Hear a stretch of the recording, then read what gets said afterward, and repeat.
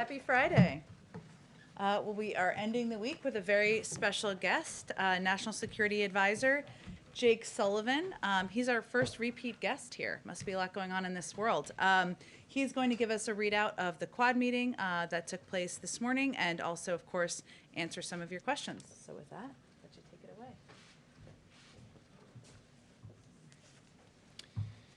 Thanks, Jen. Good to see everybody today. So as Jen said, this morning, the president hosted the first ever Quad Summit, the first time that this group gathered at the leaders level. Of course, they gathered virtually because of the constraints of COVID-19.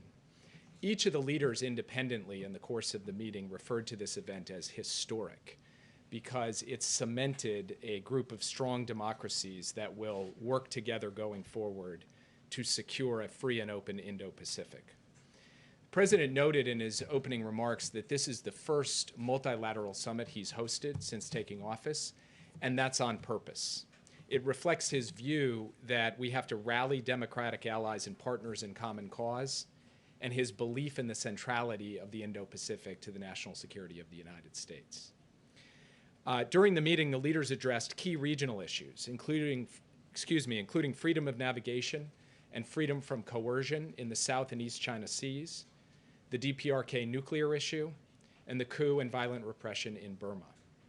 The president and his counterparts also spoke to the competition of models between autocracy and democracy and expressed their confidence that despite setbacks and imperfections, democracy is the best system to deliver for people and to meet the economic, social, and technological challenges of the 21st century.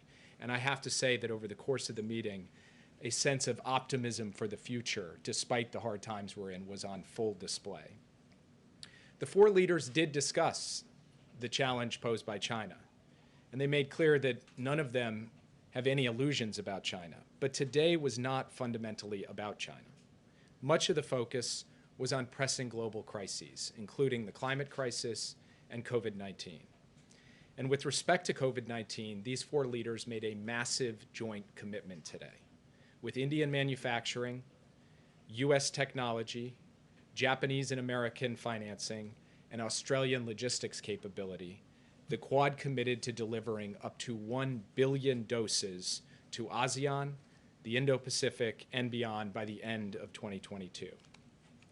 The leaders also agreed that they would meet in person before the end of the year, and they launched a set of working groups, including an emerging technology group that will help set standards in key technologies like 5G and artificial intelligence, and another on cyber that will help our four countries meet this growing threat.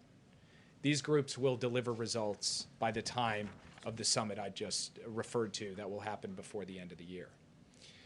The Quad, at the end of the day, at the end of today, is now a critical part of the architecture of the Indo-Pacific. And today's summit also kicks off an intensive stretch of diplomacy in the region.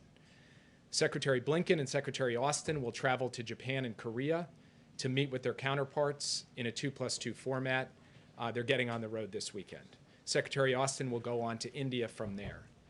Secretary Blinken and I will subsequently meet with senior Chinese officials in Anchorage, Alaska. And we will have other high-level meetings and visits in the coming weeks with leaders from the Indo-Pacific that will be announced soon. Just a word on Anchorage before I turn to your questions. We've spoken a lot about our fundamental strategy of establishing a position of strength in the early going. And after the work of the past 50 days, Secretary Blinken and I will enter the meeting with senior Chinese representatives from a position of strength. President Biden has signed into law the American Rescue Plan, and the OECD has now projected that our economic growth will be the highest in decades and will help power global economic growth. We're ahead of schedule on the president's ambitious goal of 100 million shots in 100 days. We've launched a bold effort to secure our critical supply chains. We've reclaimed our place in key international institutions, and with the current presidency of the UN Security Council, we passed a strong statement on Burma just this week. We've revitalized our alliances in Asia and Europe. Last week with the Europeans, we agreed to a pause in tariffs in the long-running Boeing-Airbus dispute, and we executed a strong joint response to Russia's poisoning of Alexei Navalny. we've begun deep consultations with our European partners on a common approach to our concerns with China. In Asia, just in the last few days, we've reached new hosting agreements for our troops and our bases with both Korea and Japan. And now we've taken the Quad to a new level. So make no mistake, today is a big day for American diplomacy. This summit is a big deal for the president and for the country, and we are looking forward to the work ahead. And with that, I would be happy to take your questions. Yeah. Thank you, sir. Jennifer Jacobs from Bloomberg News. In the Quad meeting this morning, did the president and his counterparts discuss the cyber attack on the Microsoft exchange? And also, I'm also wondering if they discussed the chips shortage, the shortage of semiconductors, and was there any solution to that? Without getting into too much detail, they discussed both recent cyber attacks and semiconductors in the course of the conversation today. And indeed, the leaders agreed as part of the Emerging Technology Working Group to look at this supply chain question, including as it relates to semiconductors, to make sure that we don't have shortages of critical materials going forward, whether it's semiconductors or rare earths. And with respect to cyber, the impetus behind this new cyber working group is not just the SolarWinds incident or the Microsoft Exchange incident, both of which the United States is responding to with urgency, but also cyber attacks that have hit Japan, India, and Australia just in the past few weeks and months. So this is a common challenge that we face from both state actors and non-state actors, and we do intend to make the Quad a central vehicle for cooperation on cyber. Yeah. On this cyber attack of Microsoft, can you give us a sense at all of the scope and scale of this, how it might compare to SolarWinds, and is this still ongoing? It is still ongoing in the sense that we are still gathering information. We are still trying to determine the scope and scale. It is significant, but the precise number of systems that have been exposed by this vulnerability and have been exploited either by nation-state threat actors or ransomware hackers or others, that is something that we are urgently working with the private sector to determine. It is certainly the case that malign actors are still in some of these Microsoft Exchange systems, which is why we have pushed so hard to get those systems patched, to get remediation underway. And the U.S. government is mobilizing a robust whole-of-government response to it. Ultimately, a lot of this comes down to the private sector taking the steps that they need to take to remediate, and we will give them everything we can to help them be able to do so. Yeah. Can you declaratively say that the Microsoft Exchange hack was done by China? I'm not in a position standing here today to provide attribution, but I do pledge to you that we will be in a position to attribute that attack at some point in the near future, and we won't hide the ball on that. We will come forward and say who we believe perpetrated the attack. You talk about diplomacy. I want to ask you about Iran right now. What is the status of any talks with Iran, given they rebuffed the U.S.'s effort to meet with them? Diplomacy with Iran is ongoing, just not in a direct fashion at the moment. There are communications through the Europeans and through others that enable us to explain to the Iranians what our position is with respect to the compliance for compliance approach and to hear what their position is.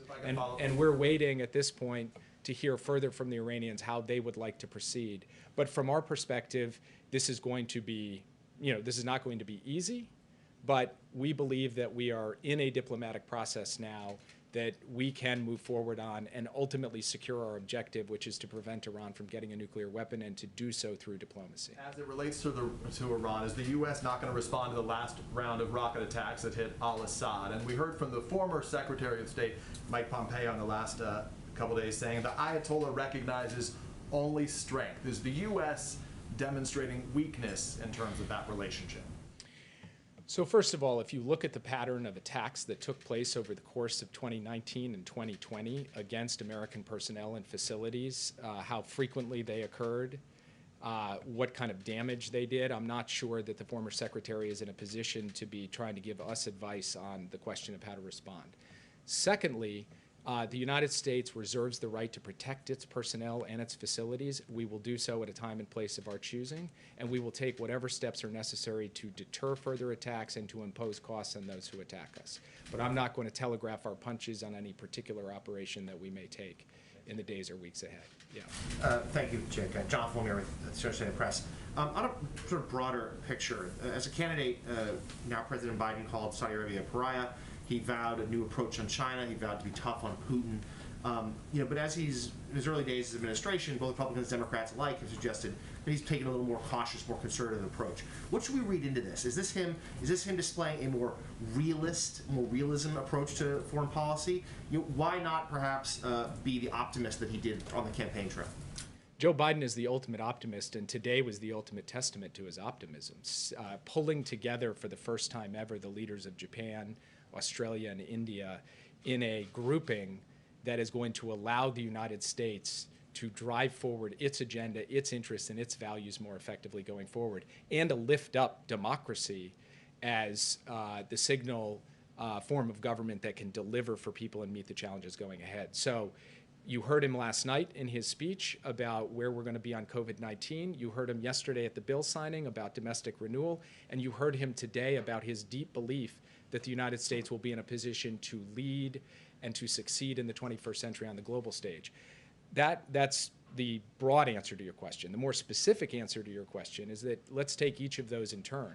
On Saudi Arabia, the president said he was going to change America's relationship with Saudi Arabia, and he has.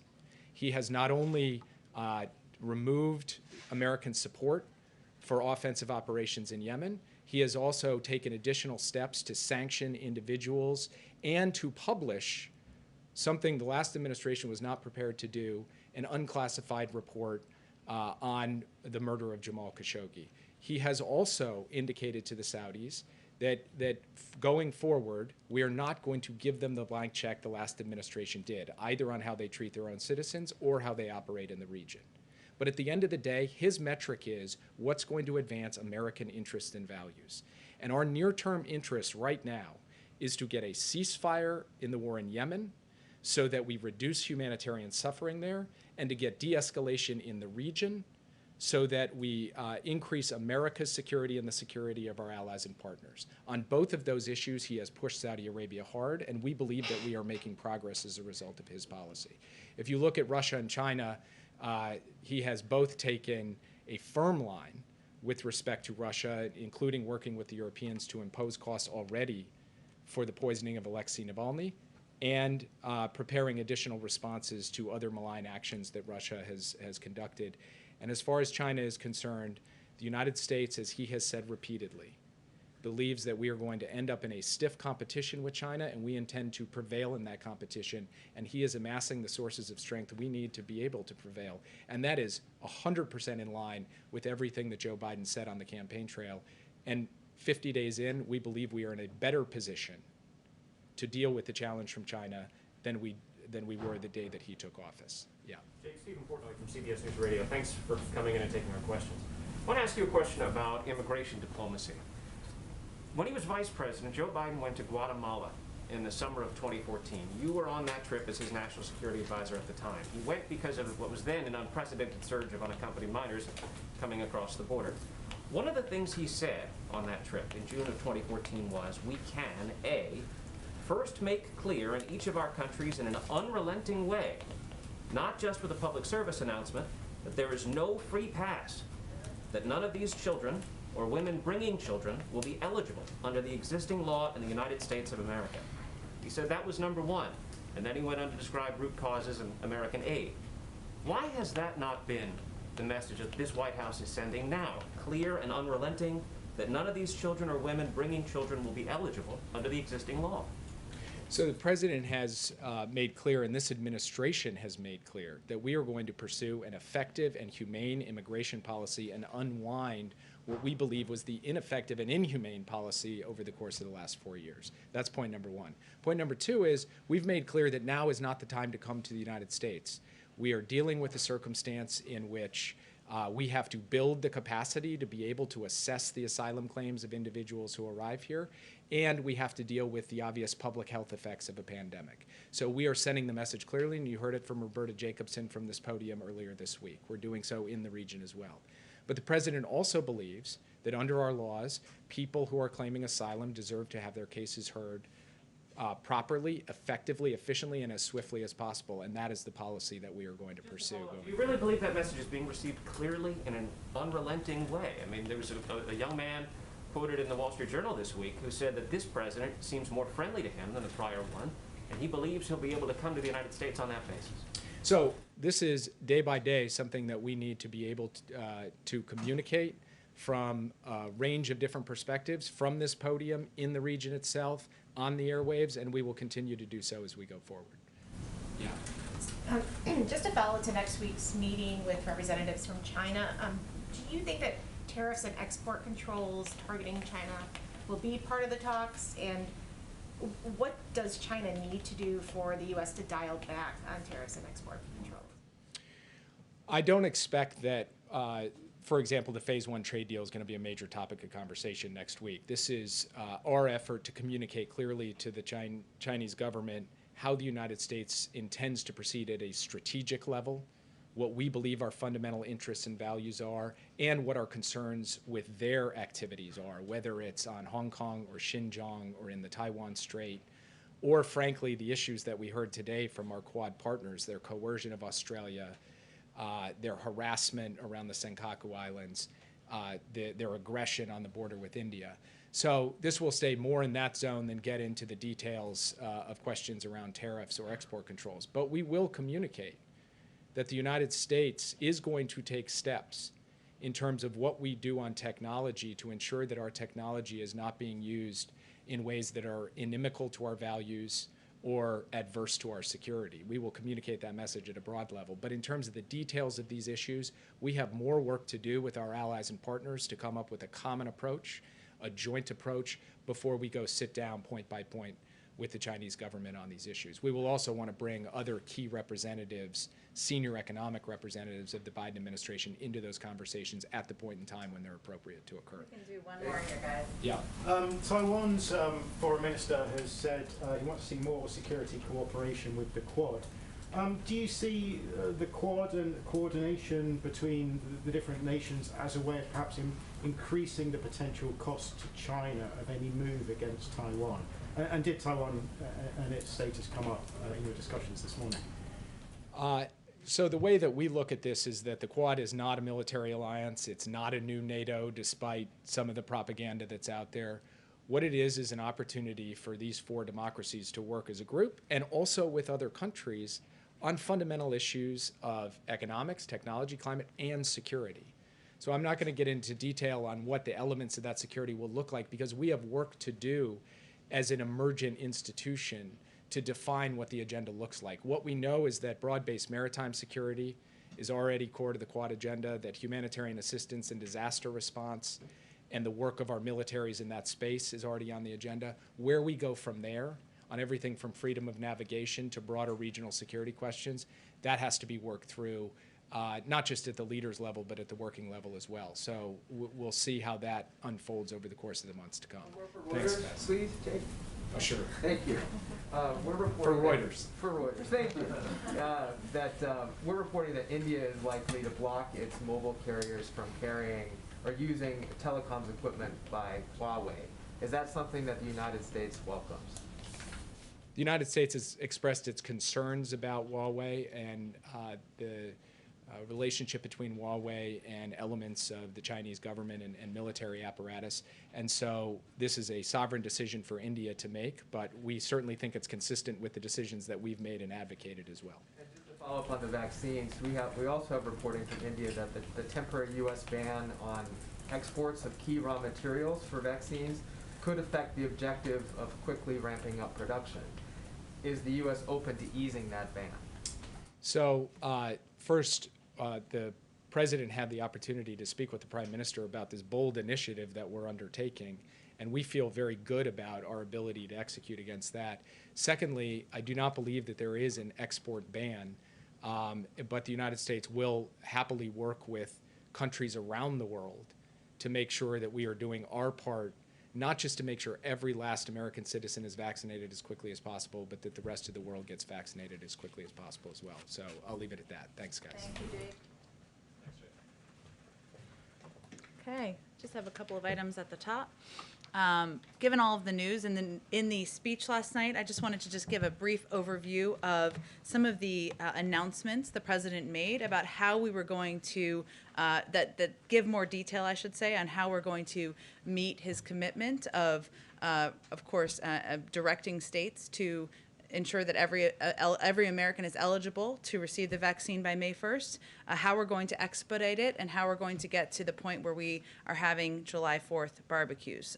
So first, he announced the plans to deliver vaccines directly to up to 700 additional community health centers that reach underserved communities, bringing the total number of community health centers participating in our federal vaccination program to 950. And this is hugely important as we're talking about addressing access, vaccine hesitancy, meeting people where they are in communities, because these health centers are trusted places in many communities where people go and they get regular health services, and so this will dramatically increase that. We're going to double the number of pharmacies participating in the federal pharmacy program. When we first announced this, if you all remember, we announced that it was a pilot program and we're going to see how it went. It's extremely successful, and it has been very effective around the country. And so now the vaccine will be available at more than 20,000 pharmacies across the country.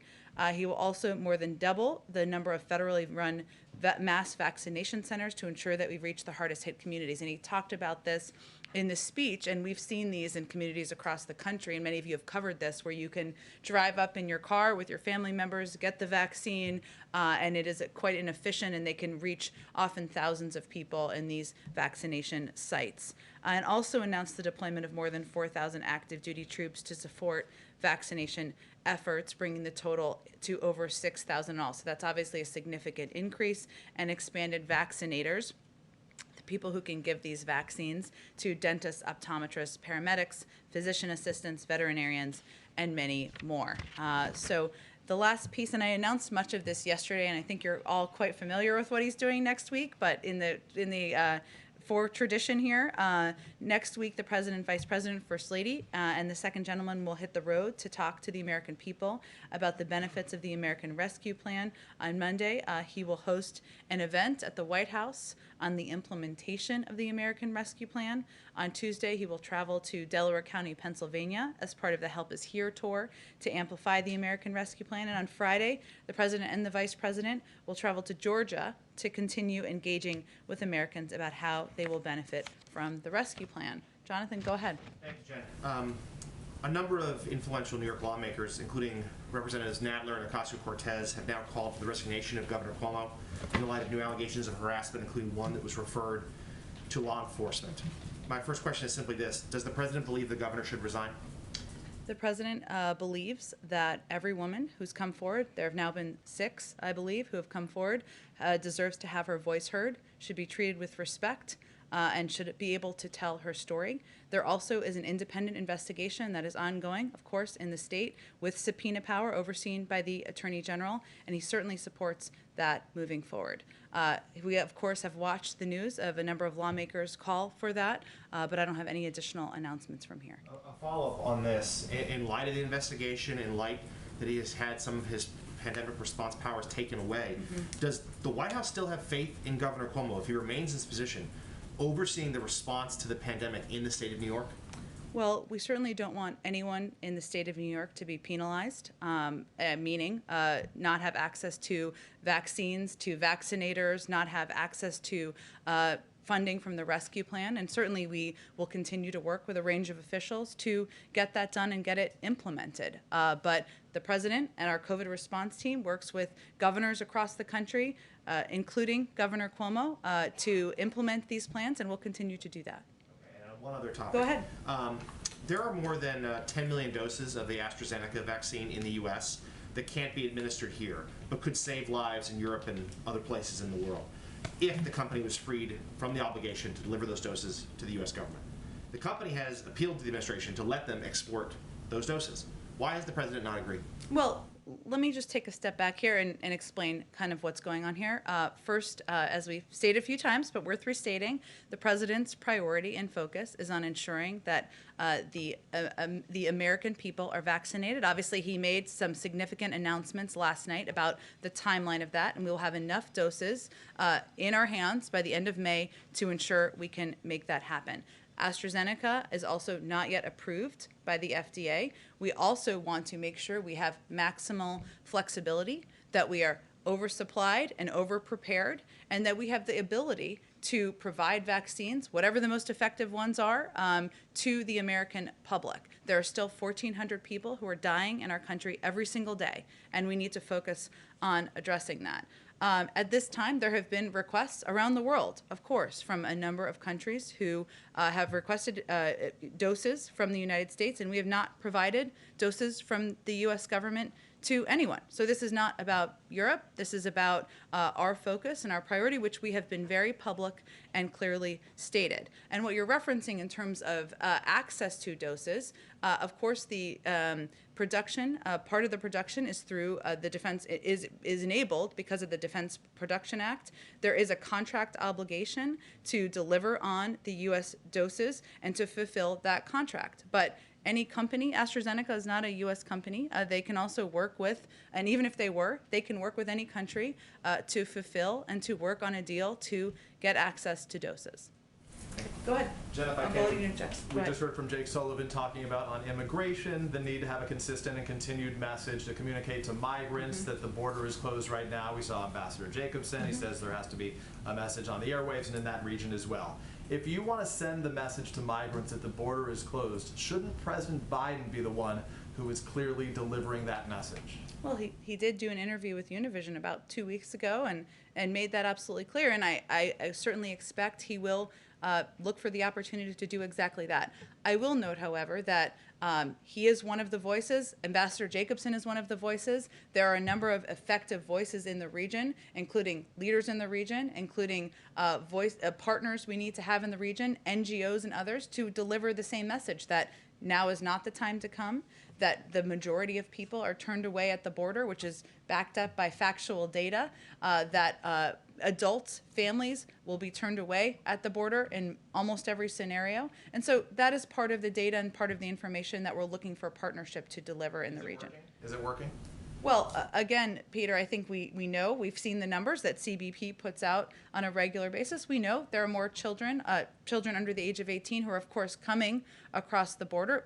That is consistent with what our policy has been.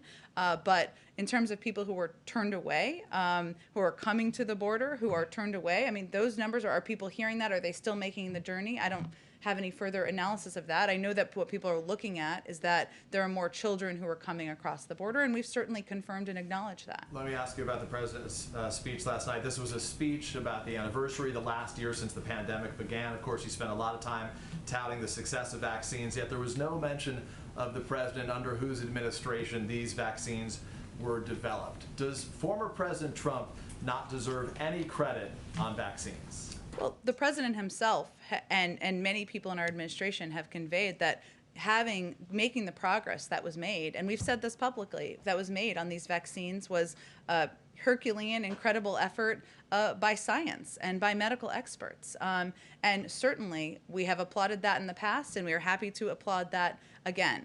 But I would say there is a clear difference, and there are clear steps that have been taken since the president took office that have put us in a trajectory that we were not on when he was inaugurated. And leadership starts at the top. It includes mask wearing. It includes acknowledging there's a pandemic. It includes getting a vaccine in public. But even more importantly than that, it includes putting in place an operational process that can ensure that we have enough vaccines to vaccinate Americans, enough vaccinators, enough vaccine locations. None of that was in place when the president took office. And certainly that's on distribution and the like, but on the development of the vaccines, it was Operation Warp Speed that was invented, executed, initiated under the former president. So in the spirit of bipartisanship and unity last night, as opposed to the first comments which spoke about the denials in the first days, weeks, and months, why not just say, with credit to the previous administration and the former president for putting us in this position, we are glad that we have been able to move it forward. That is an excellent recommendation as a speechwriter, but the president has spoken to it in the past. He has applauded the work of medical experts and scientists and the prior administration. And what the purpose of last night's speech was to give an update on what his administration has been doing, what he has done since he took office, the progress that's been made, what the work is ahead, provide a light at the end of the tunnel, and ask Americans to engage in the process and do what's needed to be done so we can get to those July 4th barbecues. And in fairness, as he said, to bring all Americans together, which is why I asked. Of course that is, but I would say that Americans are looking for facts, they're looking for details, they're looking for specifics, and I don't think they're worried too much about applause from 6 months ago when the president has already delivered that publicly. Thank you, Jen. Go ahead. You just said that leadership starts at the top when it comes to getting COVID vaccines out, but when you describe the messaging on immigration, you're talking about leadership from Ambassador Jacobson and many others getting the word. And I don't think that's what I said, but well, you were explaining why President Biden is not out here. I actually, Talking- well, to be factual, because we're all about facts, Yeah. I actually started by saying he did an interview with Univision just 2 weeks ago, and that he would look for opportunities to continue to deliver that message clearly himself, but that there are a number of voices that are important and effective and can be heard in the region, and that we will certainly use a number of voices to communicate directly in the region. So we've heard from some folks down at the border in Brownsville, Texas specifically, of migrants who are being tested by some of the NGOs down there for COVID. They test 1,700. At least 204 positive tests so far. That's over a 9% positivity rate, more than double the national average. So what is the federal government doing to protect the citizens of a town like Brownsville, Texas? Well, I don't know where I'm not questioning the data, but I certainly would refer to CBP, and I'm happy to get more specific They are the data. ones- That's where we're getting that Officially from information. CBP data on the testing. Well, let me walk you through, because obviously there are a number of categories of individuals who are coming, and this is a question you've asked before, and certainly an understandable question. So individuals who are taken into, and so I'm just going to give you an outline of the testing, into ICE custody. Migrants entering ICE facilities are tested upon intake, and they're quarantined if they test positive. That's one category, of course. Unaccompanied children, of course, another category. All unaccompanied children encountered at the border receive a medical screening by contract medical professionals. That includes a medical assessment or health intake interview. Minor issues are treated on site, and major issues are referred to a local hospital. So when a child is released into ORR custody, they quarantine for 10 to 14 days and receive COVID testing through HHS. Those who are, come into the country and are treated with alternatives to detention, sometimes that's ankle bracelets and other means of tracking. DHS works with city and county leaders as well as public health officials to provide COVID-19 testing and, as needed, isolation and quarantine for families released from Border Patrol facilities. And that's something we've talked about a bit in here in terms of a proposal that was made by DHS and FEMA in coordination with NGOs and local authorities to fully cover and pay for the testing. That up to this point, the governor has declined that proposal. But based on what you have said before and our understanding of the policy, it's just guidance that these migrants who test positive, many of them are instructed, you should go and quarantine and isolate. Does the administration know how many actually do versus how many actually just go off to wherever? Well, I just wanted to convey, because I know you were asking a good question here, that the very specific processes that are taken for each scenario. And certainly there are, with the individuals who are coming across, alternatives who are treated with, again, noted sometimes ankle bracelets as they come across while they're waiting for adjudication of their cases. Those are the steps that are taken. Those are the recommendations that are made. And I just noted that testing is there's a proposal for testing all of these individuals as they come across. So that's what our policy processes are. But in terms of specific data and numbers, I would certainly refer you to CBP, or I'm happy to talk to them as well. And do you know if there are any administration discussions about vaccinating some of these migrants who are being held for much longer than normal or much longer than in previous administrations to stop the spread in the shelters? It's a really good question. I would say, obviously, we're focused on vaccinating, eligible Americans in the country, but we do believe that vaccinating as many people as possible keeps all of us safe and keeps all of us, ensures the safety of all people living here. But I'm not aware of any plans. We are very focused on addressing and taking steps to address the public health challenges that we're seeing across the border, of course, with the pure number of people, the number of people who are in CBP facilities and in these shelters. We've talked a bit about working with the CDC on guidelines, but certainly with the pure numbers, we need to continue to look at and evaluate ways to prevent this from becoming more of a public health challenge. And then one other topic quickly. Last night in his speech, President Biden reiterated his goal. He wants a majority of schools open by his 100th day in office. That's April 30th. Yep. One day later, May 1st, he says that every adult is going to be eligible for the vaccine. We know that teachers have been prioritized Right. everywhere. So why just a majority of schools as the goal instead of a specific high percentage, or say all schools? Well, first, let me encourage you. You could even go cover it, I bet. The Secretary of Education is having a forum on schools and school reopening on the 24th. I believe it's the 24th of March. There are a lot of steps that are being taken already by the Department of Education. They're issuing a guidebook of best practices. They're already engaging with schools and school districts. They're requiring that any school that is going to have access to funding from the American Rescue Plan produces a plan within 30 days to reopen their school. The school district does, I should say. So there are a number of steps underway.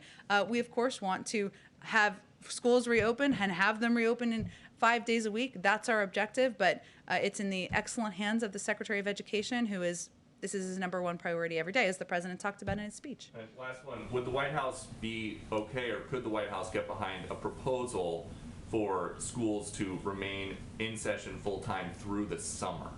Well, some school districts will decide to do that, and they can use funding from the American Rescue Plan to do that, or to help ensure they can do that. So it's really going to be a decision made school district to school district, and if that determination is made, we certainly support that, but that's part of what Secretary Cardona will be working out with school districts.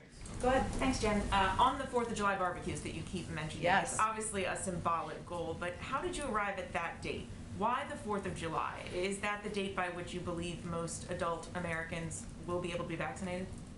Well, we'll have enough supply by the end of May, right? And it will be state to state. So we did not want to give a conclusion of when everybody will be fully vaccinated, because it really depends on a couple of factors, some which are out of our control, right?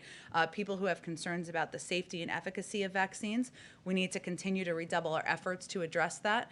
Obviously, some states will have faster timelines than other states. But, we recognize that with a May 1st timeline of everyone being eligible, with the ability to have vaccines for every American available, or we'll have the supply for them by May 31st, that we felt it would be a timeline, our health and medical experts, it would be a timeline by which we could have, and again, this is not large gatherings, as you know, Mary, it is having a small group of friends and neighbors in your backyard. So it's certainly not a full return to concerts and soccer stadiums, but it is a baby step toward that, and our team felt confident that we could get to that point. So is it safe to say that by July 4th you think we're in the ballpark where you could have most adult Americans vaccinated? Well, again, many of the factors are out of our control, including individuals being willing to take the vaccine, and that's why it was so important for the president to convey that it is safe, it is effective. Tell your friends and neighbors it's safe and effective, and that will be a factor here. And it is going to require Americans continuing to wear masks, continuing to social distance, getting the vaccine. So that is a light at the end of the tunnel, but there are a lot of steps that need to be taken to get there. As the president mentioned last night, you're also launching new tools in May to make it easier to sign up, including a website. Yep. Why wait until May to roll that out? Well, there's already a pilot program that is available in about half a dozen states, and we've talked about expanding and building upon that. A lot of states also have their own websites where people can go, and of course, pharmacies, as you know, in a program we've massively expanded as part of the announcement last night, you can do scheduling through there. This is a website that will make it possible for Americans to go see where there is supply available, and we just wanted to make sure that it was we had the time to have that up and ready, but we are confident we can do that by that timeline. Go ahead. Thanks, Jen. Back to AstraZeneca. can you say how big is that stockpile? And then secondly, on that, also on AstraZeneca, when does the administration expect them to seek the emergency use authorization, the EUA? Sure, both excellent questions. I don't have any prediction for when they will seek it. You probably have to ask them that question, and I don't have a update on the amount of supply. Obviously, there was an order placed last year prior to President Biden taking office, and as would not come as a surprise to you, given this is how it's worked with every other vaccine, it doesn't mean you have all of that, right? You often don't have much of it until there is approval, and obviously we're not going to get ahead of the approval. Would you be able to follow up with us and just let us know how many doses are in that stockpile? I'm not sure. We will have a number to provide, but I'm happy to check for you on that. Go ahead. Jen, one question on last night. The president said he's directing states to ensure that all adults are eligible for the vaccine by May 1. What more do states need to do to achieve that goal? Because it sounded a little bit like he was putting the onus on states, but states are asking for more supply, right? And they won't be able to do that without more supply. Well, we wouldn't have done it if we didn't anticipate that we would have much more supply available, and that's certainly part of the process, and we are providing that through state allocation, but also directly to pharmacies. And so it's certainly, as in each state, as you know, Jeff, but there is different prioritization of who is in each order, and so it's just conveying what that should look like, and HHS has the authority to direct states to adjust their prioritization. And they made that clear yesterday too about the authority. I guess I'm just wondering, why does he need to tell states this? Is there a lag where states not moving in that direction? I think it was making clear that this was his expectation of its being a leader of governors and leaders in the country of when, and providing some clarity to the American public about when they can expect to be eligible. Now, some states will move faster than others, and we certainly anticipate that. Some states that may have smaller populations or bigger supplies as a result, relatively so, I should say, they may move faster, and that certainly is something we encourage. But he wanted to provide certainty and a timeline for the American people so that they can expect when they can be eligible. And, for months, he's leveled with the American people. He tried to do that last night, and many of you have asked for a timeline for eligibility, a timeline for vaccine supply, and a timeline for back to normal, and he was venturing to do that last night. Okay. And one follow-up on AstraZeneca. You've made very clear, and the president has made very clear, that the goal and priority is Americans. Does he see any moral dilemma in sitting on some vaccine, we don't know the exact amount, that has been approved elsewhere, that could be saving other people's lives in other countries while the process drags on for however long it will in the United States? Well, we don't know, and can't anticipate, as you know, when the process will conclude. But I think his view is that his first obligation, is to addressing what is still a crisis in our country, right? And what is still a circumstance where, yes, he outlined last night that there's a light at the end of the tunnel, but 1,400 Americans are dying every single day. And he wants to have, as the leader of this country, maximum flexibility. Now, as Jake just outlined, he also wants to be a key member of the global community and send the message that we want to be collaborative and cooperative and work with other countries to get the global pandemic under control. No doubt that is a tricky balance, but in the middle of a pandemic, we're still at war with the pandemic. It was a priority to him to ensure that he has maximum flexibility as the leader of this country. Go ahead. Just a follow-up clarification on the prioritization. So last week, or earlier this month, the White House called on states to prioritize teachers and vaccination. Now the White House is saying states should open up eligibility to everyone as soon as possible. So By May 1st, yeah. So what does that mean right now for advising states on priority groups? Should they be getting rid of them? Should they keep them intact? I mean, should they still be focusing on teachers right now? And how do they square all of this stuff given, that they're saying that they have shortages of vaccines right now? Well, I think not. There are some who are saying that, and some who are not. And obviously, we've been increasing supply nearly every single week. Actually, every single week we probably have been increasing supply. And as you all know, we will also have more and more doses. Will have access to as the federal government to ensure that states are getting an increase in supply. It's going to be decisions made state by state on how they provide clarity to the people in their state. I believe Alaska is a state that has already moved to eligibility for everyone. So there are probably models that some states can look to. Teachers remain prioritized, and that is done primarily through the pharmacy program. It's been quite successful. I have not heard reports of confusion in recent days at all about that program and the implementation of it, but each state will have to decide how they implement and their timeline, and he's just giving them the time to be able to implement in advance of May 1st. Go ahead. Jen, the president took pains last night in his speech to condemn attacks on Asian Americans. Called un-American and wrong, they must stop. Does the president believe that his predecessor had anything to do with the rise in attacks on Asian Americans? I think the president has spoken about the concerns he had about the rhetoric and the provoking of hate speech by his predecessor. And I think he's not made a secret about that. But we're looking at this moment, 50 days into an administration, where there are still many in the Asian American community still live with fear, still are being threatened, still are being attacked. And he felt it was important for him as the President of the United States and leader of this country to make clear that that's not acceptable and to condemn that during his first primetime address. And so that was more, not a reflection of his thinking about his predecessor, more about looking at what people are still facing in this moment. Is there anything more the administration can do on this point? There's a push on the Hill, I understand, to have the DOJ official take on this problem. Is that something that the president would support? And if absent legislation, is there something he could do or order the Attorney General to do? I think he would expect the Attorney General would make decisions independently about how to best address. And I'm happy to talk with our policy team and see if there's more. Obviously, he signed the executive order in the early days and condemned these actions last night, and certainly would expect, as I said, the Department of Justice to make independent decisions, but I can see if there's any more specific policy actions we can take. Quick question about next week.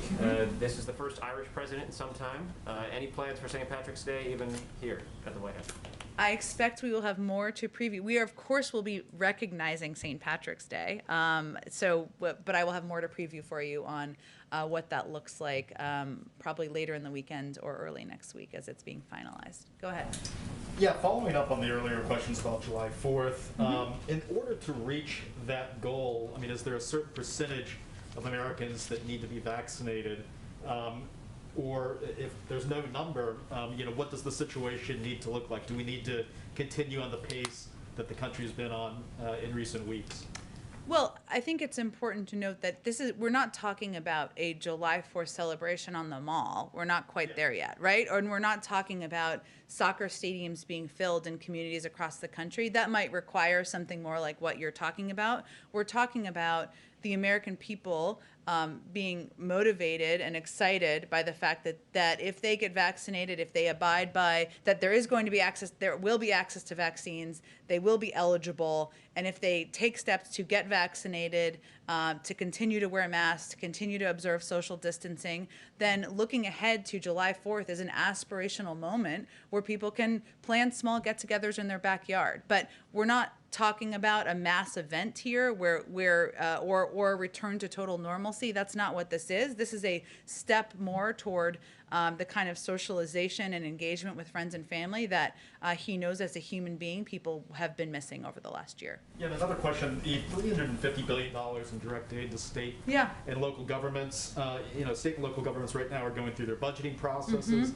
When might they be, has the White House been able to determine when they'll be able to start getting money from that aid? Will it be in one large chunk for municipalities and states, or will it be over a staggered time? What have you been able to determine through the Treasury Department? Yeah, that's a great question. I know Treasury is working hard at ensuring that this money is getting out the door, that the portions of the money they're overseeing, but I'd have to talk to them more about how that will be implemented or pushed out specifically and kind of what the timeline for that will be. And hopefully we'll have more of an update on that early next week, but I'll see if anything is ready before then. Yeah, one more final question. Under the American Rescue Plan, in the $1,400 checks that Americans receive, there are currently no protections to prevent debt collectors from seizing stimulus checks. During the last year, the second round of stimulus checks had such protections. Senator Ron Wyden of Oregon has a standalone bill that would provide those protections. Does the president believe debt collectors should have access or should not have access to that money, and does he support the Wyden bill? I haven't talked to our legislative team about that. I know there were a number of adjustments made post the implementation of the package in December to adjust and address issues like non-filers having access, ensuring that we were reaching people who weren't reached and were eligible. So I would have to talk to Treasury about whether they have a concern about this at this point in time, or whether protections have been put in place. One more I forgot about. The 4,000 military personnel that the federal government plans on extending for the acceleration of vaccines. Has it been determined where they are going? Is it to help at vaccination centers, mega sites? Can you talk more about the deployment of those soldiers? They typically help in all sorts of locations where help is needed and determined in coordination with local governors and local elected officials and folks who are overseeing these centers. So it's really case by case and state by state, but I don't have a breakdown of where they'll be going quite yet. Go ahead. Last night, the president again said more Americans have died from COVID-19 than died in World War I, World War II, Vietnam War, and now at 9/11. The numbers don't bear that out. So why has he said that again for a second time? Well, I think I'll have to check on that specifically for you. I don't have the numbers all in front of me either, but if it's important to you, I will follow up with you after the briefing on it. Well, you've been called out for it once before, so it was a surprise. We know you did a line-by-line edit, so it's a surprise that it went in again. Well, I'm glad you're focused on the important business, but I'm happy to check on it for you. Go ahead in the back. Hi, Eric Phillips with CBN News. Thanks for taking my questions. Wanted to know, first of all, considering the challenges at the southern border right now, what specifically can faith-based organizations do to help meet that challenge? It's a great question. I mean, faith-based organizations are an incredibly important part of the NGO community, as you know, as it relates to addressing immigration in a humane way, and oftentimes helping to find helping to connect these unaccompanied children with safe and vetted homes or sponsor homes. That's a key role that they play. They also play a key role in working with local communities on addressing needs that come up, NGOs broadly, but many of them are faith-based as well. So, I think we see faith-based organizations as an important partner in addressing the challenges we're facing at the border, and ensuring that these kids who are coming across are treated humanely, or find safe shelters and safe locations to be while their cases are being adjudicated, and they play vital roles at most steps in the process. When it comes to the vaccine, the administration is saying, hey, get vaccinated as soon as you can with the vaccine that's available to you first. Yeah. But what do you say to a significant segment of the population that has a moral problem with the Johnson & Johnson vaccine because the company uses cells from aborted fetal tissue in its manufacturing process? Well, I know that the Vatican has conveyed that all 3 vaccines are safe and effective, and I know that is a powerful authority for many who are close to their faith. But that is something that has also been conveyed by health and medical experts. And I would also we also recognize that while that is factual, and I would certainly point you to those important authorities, we are not always the best messengers that here, a Democratic administration, to communicate to everyone in the public about the safety, the efficacy, and the importance of taking the vaccine. And so we are very open to looking to working with a range of partners and messengers, outside groups, outside organizations, and conveying exactly that, because we believe that ensuring the public is vaccinated and saving lives is something that transcends political party. It transcends disagreements about a range of issues, and so we are very open to that, and recognize that we are not always going to be the right voice or the right face for that message. Lastly, I just wanted to ask you, how is temporarily tightening war power restrictions in places like Somalia, Yemen, and Libya going to be beneficial to the U.S., whereas ambassadors in those places used to be able to give the go-ahead? Now the White House has to, at least for now, give the green light before these actions can be taken. Sure. Well, it was important to the president and our national security team that we take a moment to review the use of these powers, authorities, over the last several years. It's not forever, but they wanted to take a moment to do that review at the beginning of an administration and make a determination about how to best approach it moving forward. So that's what it's a reflection of. Okay, go ahead. Thanks, Jen. One on vaccine hesitancy and one on gun control. Sure. So a latest poll we did in-house at Yahoo saw that 44% of unvaccinated Republicans said they would never get vaccinated. This is higher than we found than any other group or crosstab. Are you worried that the vaccine hesitancy from these Republicans, or white Republicans, will make it harder for President Biden's goal of vaccinating all adults by summer? And what is your guys' thought, or what is the administration doing to persuade Republicans in particular to get vaccinated? You're just talking about who are the effective messengers here. Well, we're concerned about vaccine hesitancy in many communities across the country because we are going to get to the point, clearly, where we have enough supply for to vaccinate every American, every adult in this country, and it will get to the point where we have more vaccines than people who want to take the vaccine, and we see that on the horizon.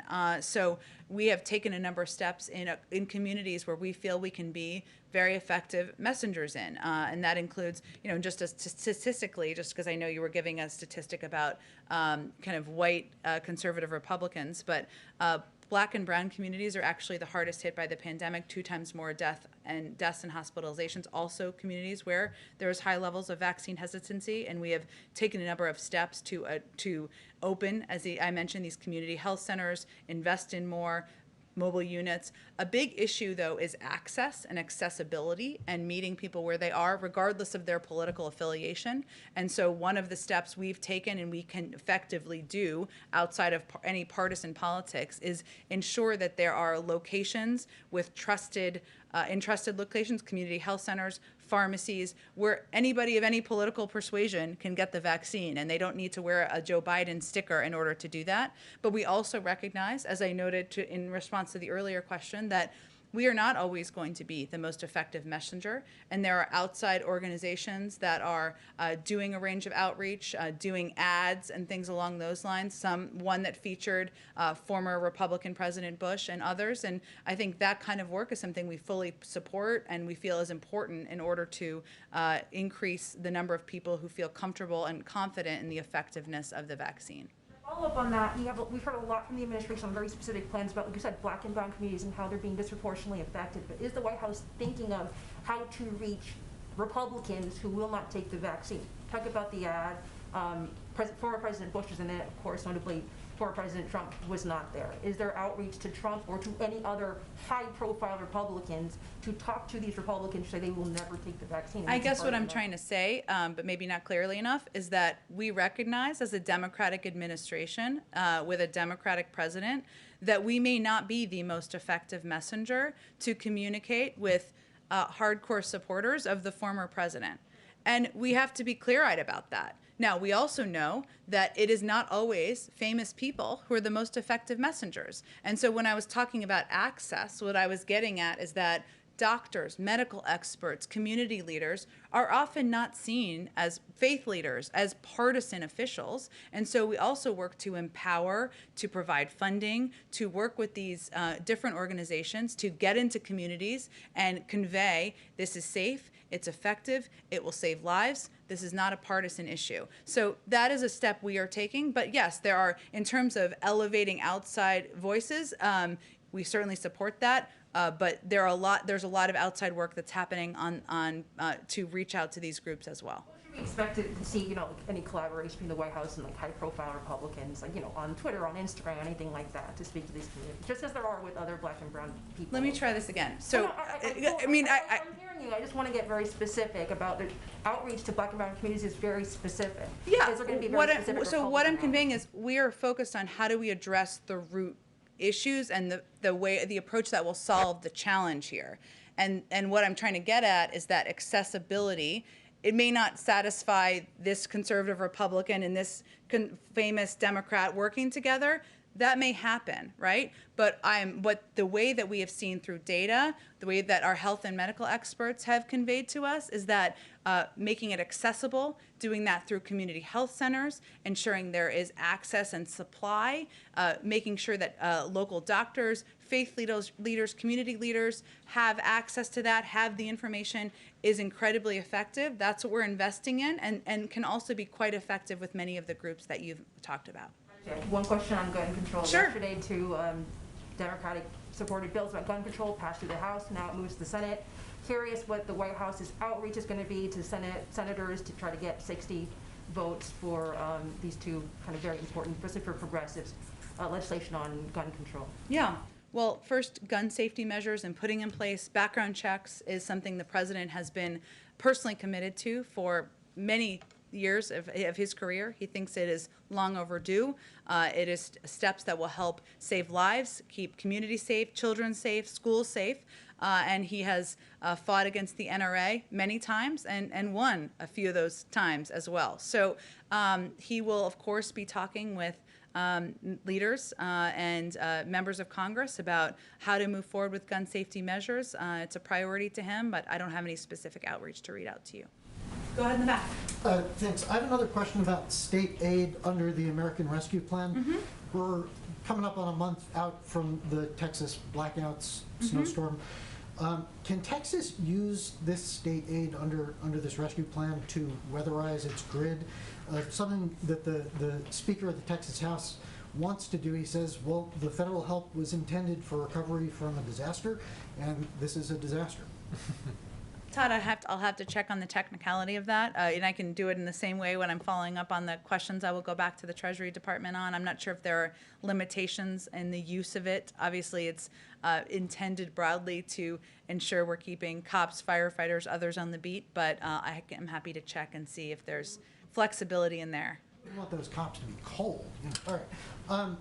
Follow up to yesterday, you said 64,000 frontline DHS workers have gotten vaccinated. This was part of the spat with Governor Abbott. Yeah. Governor Abbott said today that there's a mass vaccination clinic next week for Border Patrol agents in the Rio Grande Valley, and he's saying that that is coming in response to the pressure that he's put on the administration. How many frontline workers have not gotten shots? And was this a response? How many Border Patrol agents have not received shots? You'd have to ask them that specific question. What I was conveying is that it's a priority. We've made it priority. DHS has made it a priority. I think that existed prior to Governor Abbott pressure. I'm not sure what the format the pressure took, but we certainly are happy that he's happy to hear that we're vaccinating Border Patrol agents. Totally unrelated question. There was a bill filed a couple days ago by a bipartisan group of senators and congressmen called the Journalism Competition and Preservation Act. I'm not sure if you're familiar with it. It's the one that would give news organizations a temporary exemption from antitrust so that they could collectively bargain with Facebook and Google like the Australia law. Does the administration have a position on that? I'll have to check. Sounds interesting. I want to know the answer. I will check and see if we have a position on it. Go ahead, Matt. Considering that the US has a much better success rate in terms of COVID vaccinations than the European Union, is there an exchange between the US and Brussels, and what kind of advice would you have to the Europeans to do it better? We absolutely are coordinating, discussing, sharing best practices, and of course addressing the global pandemic is something that comes up in nearly every conversation, if not every conversation the President, our Secretary of State, National Security Advisor have at every level. There are a lot of lessons we've certainly learned over the last couple of months, and I'm sure our team would be happy to share them. And you're right, we are now vaccinating more people on a daily basis than any other country in the world. Thank you, Jen. Thanks, everyone. You too.